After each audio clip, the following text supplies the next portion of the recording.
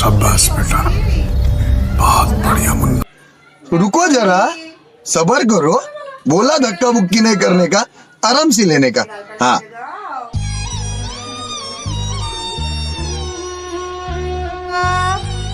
দেখো আমার সোনুর পাপাকে কেমন কালার মাখকে দিচ্ছে।